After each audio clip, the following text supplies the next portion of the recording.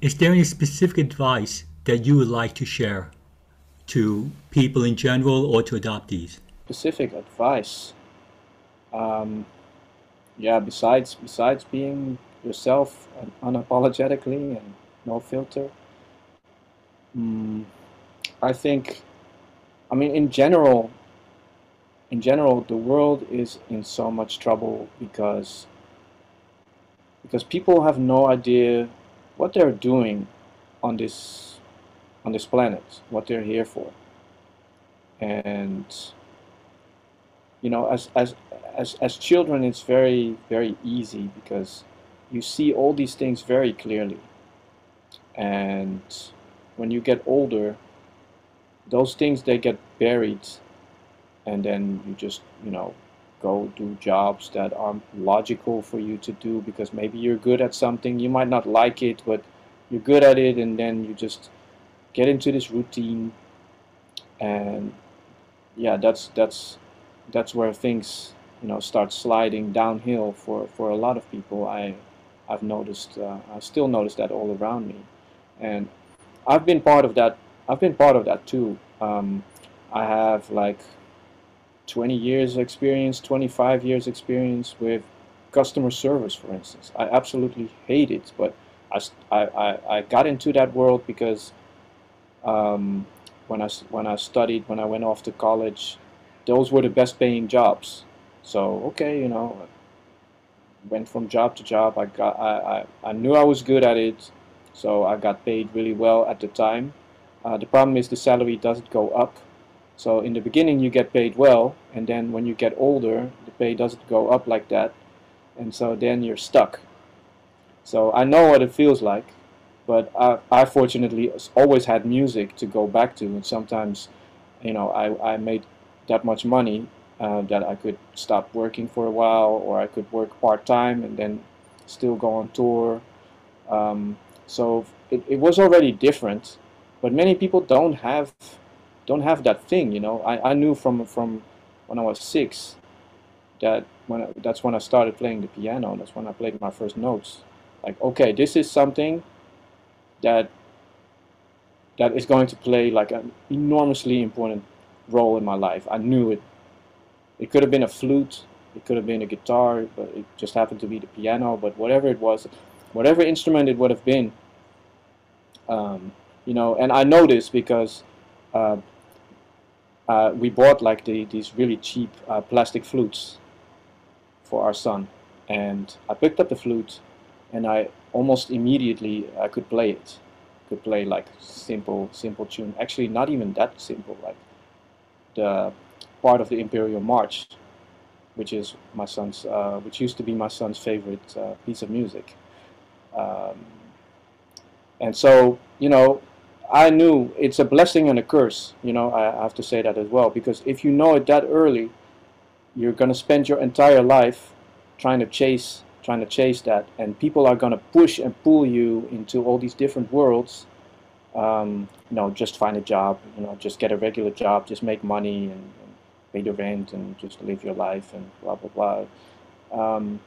But once you find that something, and when you're older, it's really hard, but you still have to do it if you want your life to be more fruitful. It's something you're gonna have to do. You just have to look around, and you have to cross off things that you don't like to at least have like a framework of things that you do like, and then within those things, just go find that one thing or those couple things that really, when you do them, you're in a zone, and it's like time just doesn't exist. Then you're onto something. Because when I'm in a zone, 3 4 hours can pass just like that. And when I come out of that zone and I listen to what I did in the next morning, I might be like, whoa, did I just do that yet? Sometimes it might be so trippy, or so it has might have been such a vibe that I would never be able to reproduce that. But that's what it's all about. That it's about that particular zone. Could be anything. Some people are math geniuses. Many of them also know that from a very young age. Jimi Hendrix, when he picked up when he started messing around with the um, what's his name, Ernie Isley's guitar and his pedals, he would go on to have like, to sculpt one of the most iconic rock sounds. He never went to school for that. He just did what he felt to do. It was what he was supposed to do, and he did it amazingly. And I think more people should just, take heed of that.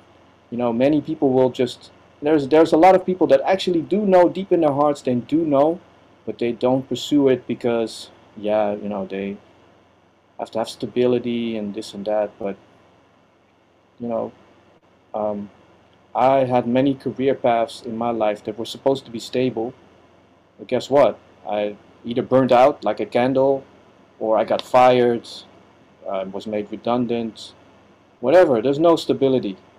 So if there's no stability anyway, then just do what you're supposed to do.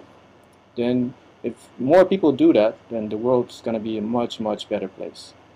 So yeah, that's in general. I guess it's more in general, but especially for adoptees, I would say, because I've seen many of them just drift aimlessly, and that saddens me. I mean, we of all people, like, I know many of us can be super successful, and those are the ones that are really focused, that are really, those are the no filter people that I'm referring to.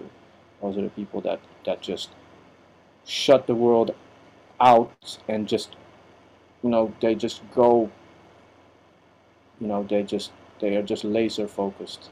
And many of us are like lawyers, because human rights issues and legal issues, of course those are very logical things. But you know music is another pretty logical thing as well, tool of expression. But there are millions of other directions you can take, things that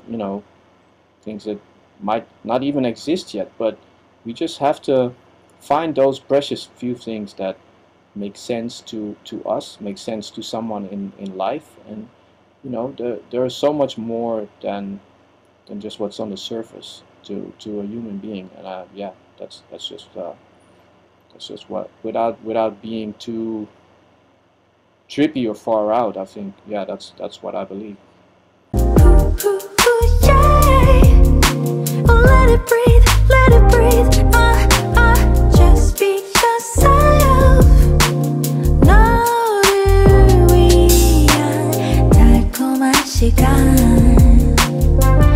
Do you have any words of comfort? I mean, after from your experiences in life, do you have any words of comfort for adoptees or the people when they go through difficult times or through life in general?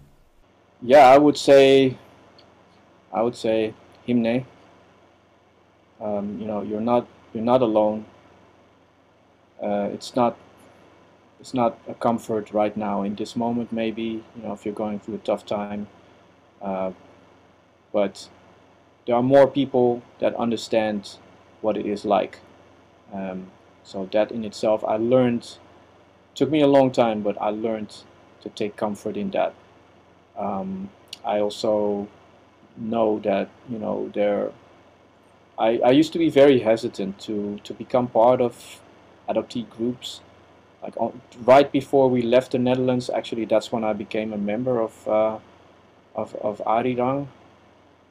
Um, and after I became a member, I was like, why was I this hesitant? Why didn't I become part of this group sooner? It was just, it was very different from what I had in mind. I guess I had just had a very, yeah, I just had a just something in my mind that was just like, yeah, it's just a group of people that, yeah, I don't know. It was just, I just didn't have like a good perception of them. I don't know why. I don't even know why. I think it was just a product of what I was made to believe about it all. And yeah, I'm glad I became a member in the end, because it proved me wrong. And the reason I say that is, you know, everybody has a story. Everybody has a different story, and sometimes just sharing that story with somebody who can understand is already good. So you don't have to carry this burden all by yourself all the time. It's okay. It's okay to just, just lean on someone, have a listening ear. So yeah, I think that would be an important piece, and it's and if uh, yeah, no, that's it.